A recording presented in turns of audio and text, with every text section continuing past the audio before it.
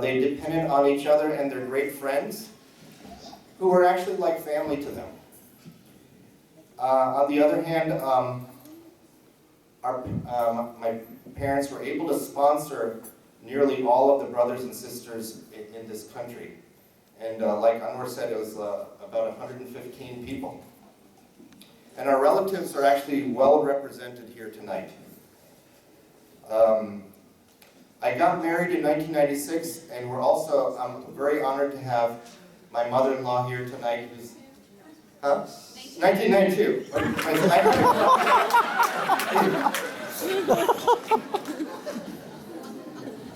It goes by fast. But we've had a great, we appreciate the support of Shahana Auntie, and she's been a great friend to us, and great mother-in-law. And then we come to part 6, the 2000s, which is, I'm going to call that the decade of world travel. Another huge adventure for them. After Zafrin's wedding in 2000, they literally traveled throughout America and throughout the world. They did their Hajj, Turkey, traveled to Turkey, Australia, Europe, and Hawaii. And today they still share a wonderful love for each other.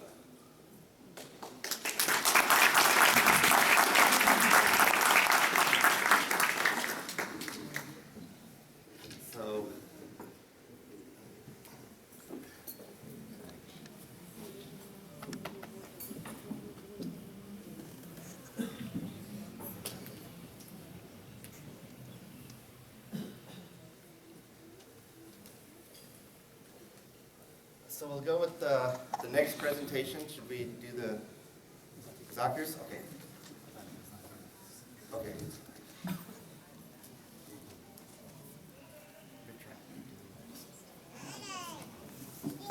Nice. Zakir was my brother. He's in Arkansas. Unfortunately, all the kids and himself, everybody's sick. So he just made a YouTube video for a speech for him. So with a small clip, and we just play that.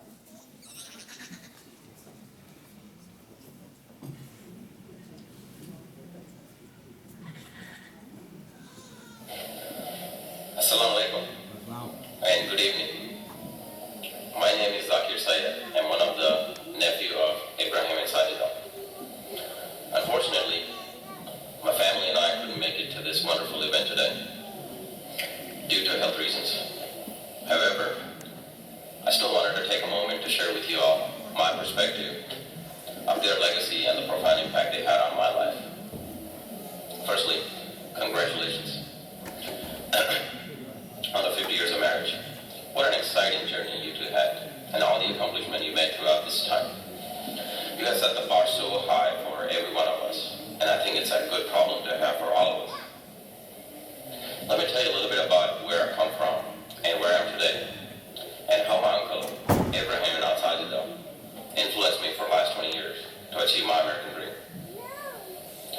I come from a family of 8 children, and the lifestyle we had back in India was below poverty compared to American standards. My father had an entry-level government job, and he was the only source of income. Due to his job, we moved between small cities every few years. For the longest time, we stayed in small rental homes that didn't have a toilet. So when nature calls, it has to be planned. Imagine using a short shared toilet in a neighborhood, or going into woods, or some instances, a riverbed. Today, I'm blessed to have my own home with 5 toilets in it, and I don't take them for granted. I work at a top Fortune company, having a top leadership level position, happily married with the 3 beautiful children. For me, this is the American dream. My uncle Ibrahim told me once that best time to find a job is when you don't need one. He only preached his message. He not only just preached his message, but he followed it himself, and that ultimately led him to this country. 50 years ago, he had a great job in a great city with a great city lifestyle in Bangalore. But his ambition didn't stop there. He took the risk. He made many sacrifices. He demonstrated the courage and outstanding leadership qualities that we are all benefiting today, every day. While we were still in India, my role models were within my neighborhood, who went, some of them, to the Middle East to work as laborers, which is basically modern-day slavery, if you think about it. So I thought to myself, well, maybe if we go to U.S., I could do the same and make a lot of money. However, my priorities changed after seeing my Uncle Abraham and Ansaji's children, both Mubin and Zafar, who have excelled in their parents' high expectations, and by achieving professional degrees as doctors. They become our role models to help us better understand the potential opportunities this country has to offer, and how to take them to the fullest advantage to excel ourselves. I spent many hours talking to my Uncle Abraham for his guidance and mentorship throughout these years, both in person and over the phone. He's, I consider, a walking, talking Wikipedia of knowledge on just about any topic. He's full of patience, with a great deal of passion to help anyone and everyone to succeed at personal and professional levels. You know, throughout such noble efforts, my Aunt Sajida was there with him, supporting him every step of the way. I like to consider my Aunt Sajida as the Islamic Renaissance of our time, to our family. Islamic Renaissance is considered to be the golden age of Islam during medieval period that ultimately lifted the Western society, at that time Europe, from dark ages to the modern day society. Similar to that, Aunt Sajida helped enlighten our extended family on the importance of education, women empowerment, modernizing our thought process, the way we raised our children, and the way she inspired my mother raising 8 children. As we were growing up, there were so many times I remember my mother referencing my cousin, Mubin and Zafar, saying, "Bache ho to aise rehna." Basically, it means, if there are kids, they need to be like them. So I must say that we got through a lot of pressure to live up to our parents' expectation, and special thanks to Mubin and Zafar. There are more than 100 people in my extended family who immigrated to U.S. from India. If you ask them, what is the single most important achievement my Uncle Abraham made, you will get lots of different answers. Upbringing of their children, coming to U.S., sponsoring his family, being a community leader, etc., etc. Well, in my opinion, I think his decision to marry Sajida stands out on top of everything. And the same can be said about my Aunt Sajida for marrying him. My wife and I had lots of debate over the definition of marriage, where I think more objectively, so my belief was it's just a mutual human decision as part of our free will. And she believes that marriages are made in heaven with the blessings from God. You know, when I look at my aunt and uncle and their legacy, when I look at my parent and my siblings, when I look at my own wife and children, I have to agree that my wife is right. Thank you, Bade Mama, Bade Mami, for everything you have done. And you always will have a special place in our heart and mind. Congratulations once again on this very special milestone. Allah Hafiz.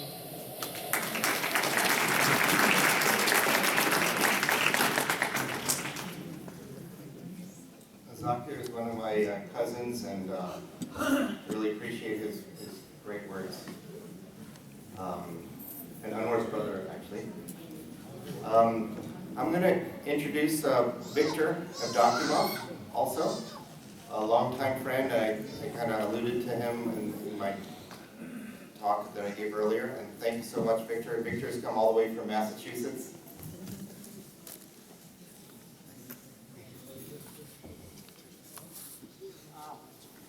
Happy to be here, and congratulations to you and Saj and Levine, and just a wonderful family, and then this Abe.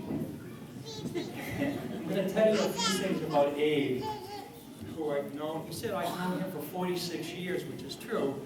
I was a graduate student in nuclear medicine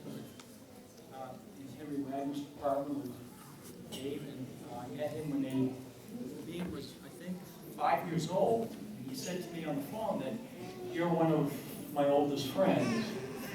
So some of the things previous speakers have talked about some of the things you need to be successful, like getting a driving license.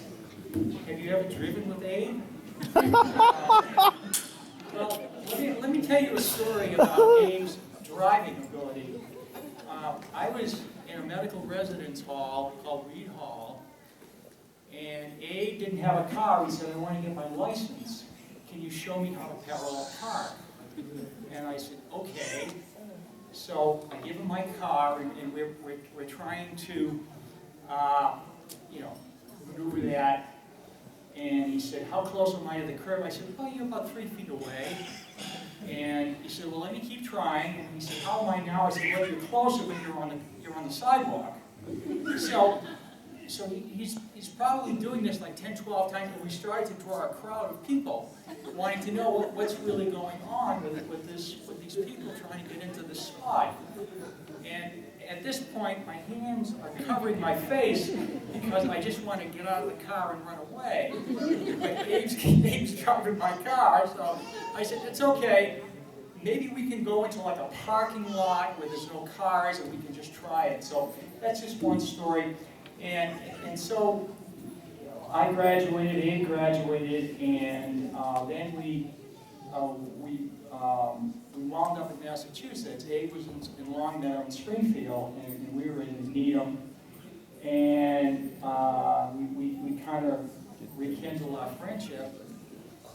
And so we used to, as Merle said, we used to share Thanksgiving. But the first turkey was not, we used to every year alternate between Thanksgiving. They would come to our house, we would go to their house. But Sarge didn't do the turkey, Abe did. So the scientist that he is, he figured, I don't have time for 3 or 4 hours, so I'm going to get the turkey done in 1 hour, and I'm going to turn the oven up so hot that I can get it done in an hour, and I don't have 3 or 4 hours to mess around with the turkey. So he cooked the turkey in an hour, and it was a very unusual turkey. It kind of tasted very different too. It was dry and it had a very unusual taste. So I think, I don't know if you've continued on with turkey. Anyway, so then I went to work at Boston University Medical Center where I ran the radiation programs, and Abe left. He went to Louisville, and he went to a VA hospital. I was a consultant at a VA hospital, so we used to confer over the phone a lot, and so that professional relationship as well as a family relationship, we would visit them occasionally in Louisville. And then it turned out that Mubin went to our medical school. Where is he? Okay, don't run away. No, you're next. Okay. And he said, Mubin got into the 6-year medical program at Boston University School of Medicine. And you are there, right? I said, yes, I am there. And he said, well, you're a family, so I kind of expect you to kind of watch out for him. And he said, okay, I'll do my best. And, but as people say, he's a person who has knowledge of everything. And so I would get weekly calls, asking about Mubin, suggesting things that I should do. But one of the things was when Mubin's car broke down. And so Abe said, his car broke down, can you take care of that and get it fixed? I said, okay. So we go to a dealership, and he starts calling me, and I come back and I said, well, we looked at the car, and it needs this, that, and the car's going to be left. He said, can you go to like 3 or 4 other dealerships and get some opinions? Or can I maybe, maybe talk to the mechanic and just to see what he's doing? Can I just check out what he's doing? Like, Abe, I think these people know what they're doing. So it got to the point where was getting a lot of car calls. And I just said, well, I think we can take care of it. Whatever happened with that car? I think it got fixed, didn't it? Yeah. Yeah. So we got that, and you know that there was no voice, there was no caller ID at the time, because if there was, I would know not to answer the phone, but I had no choice. And he said, "Hey, it's Abe. What's going on with that car? They got it done yet?" I said, "Well, it's in the shop," and so that went on. But so we have shared wonderful times together, and I couldn't be happier for them. Just to see their kids. Kids are so sweet. I think of them as kids, but Mubin is not a kid.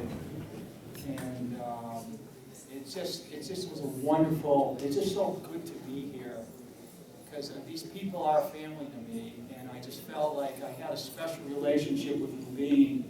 You know, I felt like I really had to look out for him, and I was fortunate that the chairman of our isotope committee, Dr. McNary, was the dean of students. So I said, "Bill, can you kind of look out for Mubin?" I said, "He's sort of a family friend," and he said, "Don't have to look out for him. He's solid. You don't have to worry about him at all." So, and he's just become a brilliant physician, and I couldn't be happier. So I want to wish you the best, and I think Sarge needs a medal for putting up with such a knowledgeable person as Abe. But you know, I've grown to, I love the man, and I'm just so happy to be here, and I wish you all the best.